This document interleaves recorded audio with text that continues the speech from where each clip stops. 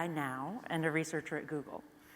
So today I want to talk about AIs and bias and what can happen and what it can look like. And I also want to talk about what happens when you're inside one of these companies and you start pushing back and pushing for more equality. Maybe just to kick it off, give me a little bit of a sense of what does algorithmic bias look like? Where are we seeing it right now? Where is it playing out? Yeah, so this is a great question because this term gets a little slippery. Yeah. And the classic example of algorithmic bias, I think, is in facial recognition systems. And we see researchers like Joy Buolamwini and Timnit Gebru at MIT and Google, respectively, who did a lot of work testing these systems, across different companies and showed that, by a significant margin, they recognized the faces of light-skinned male-looking people much better than they recognize the faces of darker-skinned, woman-looking people, right? And this is a classic example of AI bias, and you see it sort of manifest along those axes, right? It's almost never white men as a standalone category that are discriminated against by these systems. They replicate historical marginalizations. They replicate historical patterns of discrimination. So we're seeing it with facial recognition. With facial recognition. We're seeing it, where else is it? Voice recognition, higher pitched voices are harder for these systems to hear. You see it with text recognition, sort of straight ahead Wall Street Journal style guide text is more readily recognized in some ways or more readily interpreted by sentiment analysis. So, it's really across the board with these systems. But I want to pan out a little bit and sort of take this term and sort of ask, is it enough to simply make a facial recognition system recognize everyone equally? 100% accuracy, is that the goal we're going for? That sounds like a good goal. It's, it's noble perhaps, but if you're seeing these systems used by, say, police departments in ways that replicate discriminatory policing practices or amplify surveillance, if you're seeing these systems used for worker control or, other modes of surveillance, we have tenants in Brownsville in New York right now that are fighting their landlord who is mandating a switch from, a lock and key system for entry to a facial recognition system for entry, right? So, where do we begin to, expand this definition so we're talking not just about statistical parity within a given AI system, but about just and equitable uses of AI systems? You've seen this within Microsoft. There have been situations where you guys roll out or are about to roll out a new technology, and then you find that there's bias in it, that it's going to be skewed once it hits the market. Give me some examples that you found and how you stepped in, how you guys fixed it before it. Yeah, so we've had a couple of examples that could have been a disaster, to tell you the truth. One was with the Kinect product. I don't know if any of you remember, it was it went with Xbox, and it recognized gestures and things, and it was meant to be part of the Xbox gaming system. And a few weeks, I think, or so before it was to be launched, one of the women, she was actually on my biz dev team, it was before I was at the company, and she took the device home and wanted to use it with her family. And so not explicitly to test it for anything, just to use it at home. Yeah, let's check it out. We're getting ready to launch this new product. And her husband was making all these gestures and everything was going great. And she noticed that when she did it, it like she wasn't getting the same the same score, basically. So she was not able to, it wasn't recognizing her. And when she tried it with one of her children, same thing. So that's another bias with kids' voices and things like that. And so basically, women and children, it didn't quite. So it wasn't picking up her body motions. It just wasn't. Yeah. Yeah, and it had been tested on men sort of in the 18 to 35 who were larger, and so Funny about that. So cut that and fixed So it. what happened? So then she goes back to the office, and then she says. And told the team, and they realized that the team who had been doing the testing was not a diverse team. And so right there, you want diverse teams because it's good to have diverse teams. You want all those perspectives, but that was like a real business impact too. We were just, we might not have pleased a big part of our addressable market by launching a product that didn't recognize women and children. So that was fixed and it was launched. But it shows how you have to have humans at the center. These are fantastic tools. They will be able to do amazing things, but you have to be human-centered, and you have to have humans along the way who are just sort of overseeing it and making sure that they're making the right decisions.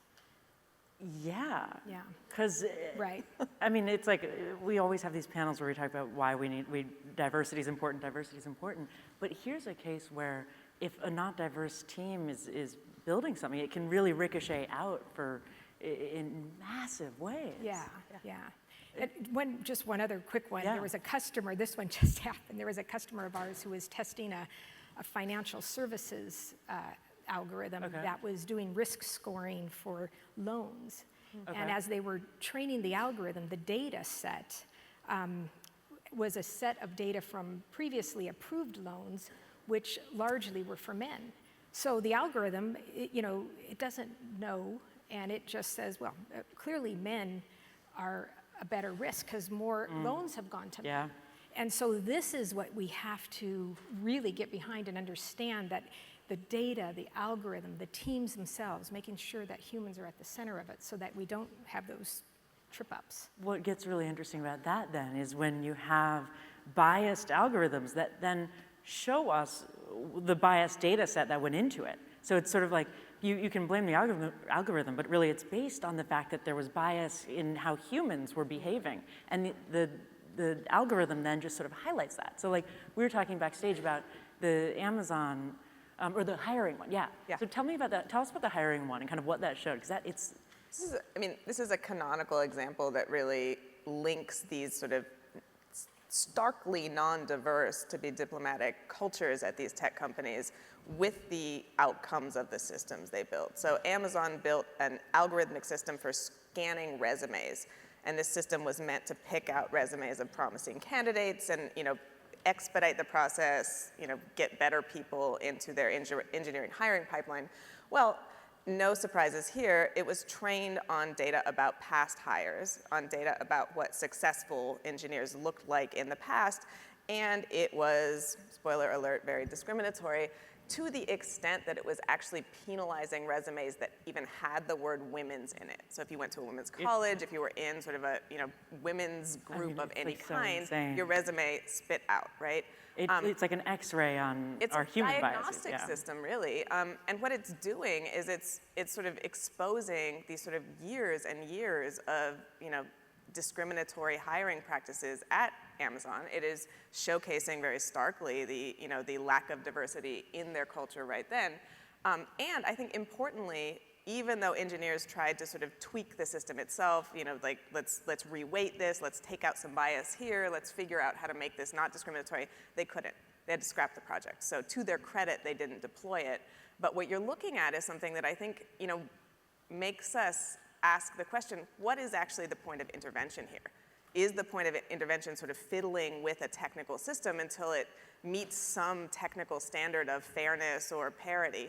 Or is there a bigger social process that needs to be changed before we should be deploying these systems in these contexts at all? And guess what answer I would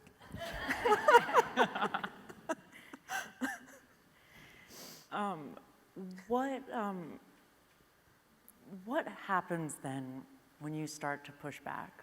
What happens then when you start to, you're right now at Google in the middle of really what's become like a firestorm after the Google walkout, and then now there's worries about retaliation. So I want to know kind of what it feels like for you right now, and then I want you, if you're interested, to give some advice on what she should be doing, or what you would do if you're pushing to make more equitable technology at your company. How do you do it? But tell me what's going on. So we can rewind a little bit. In addition to sort of running a multi-year research effort at AI Now that just looks at gender, race, power, and AI, which is where a lot of this research come from, I've done a lot of labor organizing at Google, and I was one of the organizers of the Google walkout. And this was, if you look at the pipeline studies going back 20 years, we have the data. It is clear that there is a diversity problem, and not only is it flatlined, it's getting worse, right? As these companies become increasingly powerful, they are becoming decreasingly diverse. The people at the top look more and more the same. Yeah. These sort of, we need, there are a number of issues we need to diagnose here, but it's not getting better, it's getting worse. And there were, a number of catalytic moments that I think led to a lot of the people who had worked within Google in good faith for a long time saying, we need new forms of pushback. We can't, keep showing up to your panels, keep showing up to your diversity committees, keep paying the diversity tax, which is a well-studied phenomenon where women and people of color who work on diversity efforts are penalized in their career. Men, it doesn't matter, but, we need new forms to actually. All of this. We need new forms to achieve structural change that will affect this, because the problems are not simply that, we aren't getting promotions, or there is opportunity inequity, pay inequity, a kind of marginalization where women and people of color are more often slotted into contractor or precarious roles instead of hired as full-time. A panoply of real problems. So these are also affecting the world beyond, right? The products that are being created in these environments reflect these cultures, and that's having an impact on billions of people at this point. So we organized a walkout, we keep organizing, and it was one of the biggest collective actions in Silicon Valley, right? Yeah, it's like a labor history, I'm told, by people who study labor, right? It was a global walkout of 20,000 people. But so then what's happening now? So about 5 days ago, 6 days ago, one of the organizers quit. Yeah. My dear friend Claire Stapleton, who is the person who called for the walkout, left the company after being retaliated against for months. I am being retaliated against right now, and sort of in a holding pattern, I guess is the technical term. And a lot of the people who are trying to do this work have been sort of, pushed, right? So I think, how is that retaliation manifesting? There's stories I'll tell on this stage. There are stories I won't. But retaliation is an insidious set of practices. It is not simply like you get a demotion, you get censured. It is a way of making someone feel like they don't belong. It manifests in, bad performance reviews, in gaslighting, in people suddenly feeling like their job isn't, good enough, or the work they're doing isn't measuring up. And then you start getting these messages, from your superiors, from your department.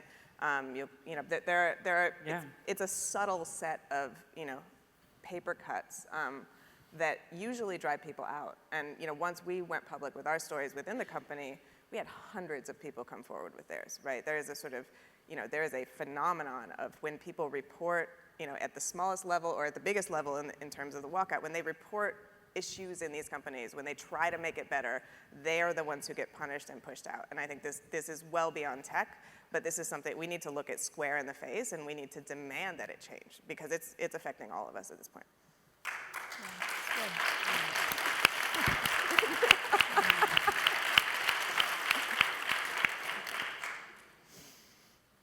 So there you have it.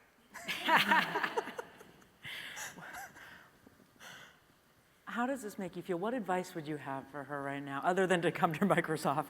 What would be, what do you do? Well, first of all, it's so discouraging to think it's still, this is still going on. I've been in tech for 30 years, so long time, and I'm an engineer, and I've got stories. And so, but what I always think the way to turn anything like this around is to shine a light on that. And that's what your team has done, right? Not just for Google, but for the industry. You've got to shine a light on it. You just keep the light on there until the data surfaces, you get a better understanding of what's going on. People learn. You have to have room for learning as well, I think, because when you shine a light on it and you see what's going on, you have to say, okay, now how do we fix this? And so there has to be room for that. In your career, have you ever seen so much light being shown? Never. To me, it feels, tell me about that. Never. I remember the whisper networks we had when I was coming up through engineering. It was, don't work for that person, you won't get promoted. There was all of that just went on in the background. Putting any of this in email, I can't imagine. It's great that we have, both of our companies have tools that communicate. And so this is surfaced. You have to listen, you have to continuously listen, and it's not a check the box and move on. Everybody take unconscious bias training. We're all good now. You have to keep at it, keep at it, keep at it. And I think that's what, it's really helped shine a light in the industry, across the tech industry, across other industries, because I hear it as I'm running around. And it's we will change things. We're not there, but shining a light will get us much closer. Yeah. What comes next for you in this movement? I mean, I think we keep fighting, right? I'm up here right now. There are thousands of us, though, and it's not just at Google. You had Riot Games, which is a big video game manufacturing company, had a walkout recently. You had at Microsoft, there were a number of women who sort of began telling their stories on an email thread that was reported on. And they, you could have copy and pasted and put these stories into any company, right? So I think we need to keep fighting. I think we also need to recognize there are beneficiaries from these patterns of discrimination, right? There are people who are going to have to give something up to make this, to actually solve this. This isn't an accident. This is sort of a way that structures that accrue power at the very top for a certain number of people, structures that celebrate significant power asymmetries. This is the ways they work, right? This is the way that people get sort of kept out of those structures. And so what I'm not saying is there are sort of like some ghouls at the top who just want to keep it all for themselves. What I'm saying is there are structural issues that go beyond one or another bad person, right? There are ways in which certain people's work get penalized, certain people's work are not compensated, and this results in material harms, right? If you look at the pay equity data, it is stark, and it's the worst for women of color, right? It's white men make a lot of money, and women of color make the least. And what are the attrition rates? Women of color at Google are leaving at the highest rates of anyone else, right? So we need, again, this is something, the data's all there. This is not terribly controversial. It's actually measured. Yeah. So now let's do something about it, right? So we have a spotlight, right? We've turned over those rocks. It's just messy. Now we need to clean it up, and I think that's where there's now resistance, right? Yeah. We've got time for a few questions from the audience if folks want to ask questions of these two. And then I also have more questions. You guys start thinking of something and start raising your hands. Oh, yeah, you in the back. Hi, my name is Haley. I'm from IDEO.org and work on partnerships for our equity practice. My question is, when do you know when it's worthwhile to keep pushing as an intrapreneur versus leaving and creating something that might be a disruptive force in the market? Wow. I think it's really up to the individual to decide that, because I think, for instance, the actions that have gone on at your company have had these halo effects that have been super powerful. But then the individuals, like the woman from Uber, had such a... Yeah, who's now a New York Times opinion editor. Exactly, that was impactful. Susan Fowler, yeah. So it's probably more how you feel you can enact the most change. But both ways are effective and should both be used, I think, to highlight. And you two have obviously chosen to be sort of inside these big companies, kind of pushing out. Yeah. Absolutely, yeah. Dig where you stand, what can you do? Yeah. And do it. But I would say inside, don't do it alone. You're not going to affect change. Collective action is really the way to push forward. And that's a lesson I learned over almost a decade. Hi, my name's Laura Zarro. I'm from Wharton People Analytics. In the time that it's going to take us to correct these structures and correct these systems, how do we create cultures within our organizations where people can pull the fire alarm and say, stop, don't put that poison into the food supply, especially given how much money corporations are pouring into AI and stockholder expectations? I mean, that's where you have to make room for listening, and you have to allow for forums for people to raise this, and in a safe forum where they feel comfortable with no retaliation. And retaliation just cannot happen. You can't feel unsafe raising these things. And so that's what we try to do at Microsoft. We want to make sure that we always have forums and communication tools. We use our communication tools. All of that email string was actually it was email and our Yammer communication tool. So we have tools that can help surface these sort of company-wide conversations. Is there ever a space for government intervention? Yeah. Or, Oh, yeah. yeah, tell I me mean, about that. like, this is not a game, right? We're looking Yeah. at these systems that are right now proprietary, trade secret, not audited, not tested, not validated in most cases, that are being sort of pumped into the nervous systems of our social institutions, making increasingly significant determinations.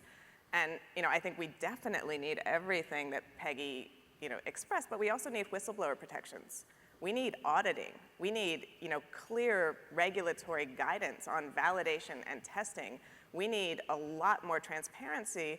And one of the things that AI now has suggested, among those things, is truth in advertising laws applied to AI systems. What would happen if the marketing hype around a new sort of auto-magical diagnostic system, or a sort of an education platform, or what have you, actually had to be tested, and there were liability if you were selling snake oil. There were liability if you hadn't actually proven that it works in the way you're saying it works in the environment where you're deploying it. And I'm very concerned because I'm not seeing that happen. And I'm seeing a giant divide between what the public is told about AI and how it's actually being sort of created and produced and sort of sold. And right now you have corporations that are sort of ultimately beholden to shareholder value, making determinations that I think should really be calibrated more in the public interest.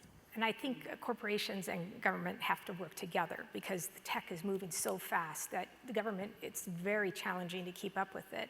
So one of the things we've done at Microsoft is called for regulation on facial recognition. It's like, this needs to be regulated. This is a powerful piece of technology, and we want to work together with companies like Google, come together and inform the government of what the tech is capable of doing, and then work together to come up with proper regulatory guidelines.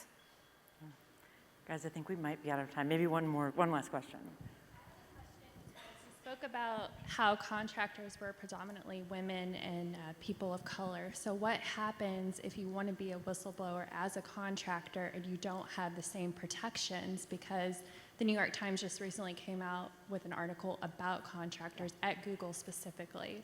Right now, whistleblowers in tech don't have protections, and that's a real problem, because those are the people who know what's happening. And a lot of times, a lot of what we know, about some of the worst projects, from ICE contracts to Maven to et cetera, is because of whistleblowers. So, that's one issue. The fact that contractors are not protected is another huge issue. And they're much less safe across the board. You had, there's some contract workers at Facebook who've been organizing, around a number of issues, including pay inequity. In the process of organizing, they discovered a wage gap, and they were actually able to organize to get Facebook to sort of rectify that, which is a big deal. Well, a number of them were just fired. And they were fired without notice. Right now there's a fundraising campaign trying to sort of raise money so they can pay rent for the month, right? But the protections that contractors have are almost non-existent. And that's really troubling, because the trend in tech from when I started almost 13 years ago was there were some contractors, and it was mainly in positions that were well outside the tech domain. So you're talking about like janitorial services or what have you. And now you have over 50% of Google, and this is true across the board, are contractors, and this is in all positions. So you're moving to a state where fewer and fewer people have the protections of full employment, while more and more people are treated as sort of disposable and can be paid very little, are ultimately not working for the company, and don't have the protections that I think we as the public should be demanding for people who are in these positions. You guys, thank you so much, both of you, for coming here and for talking.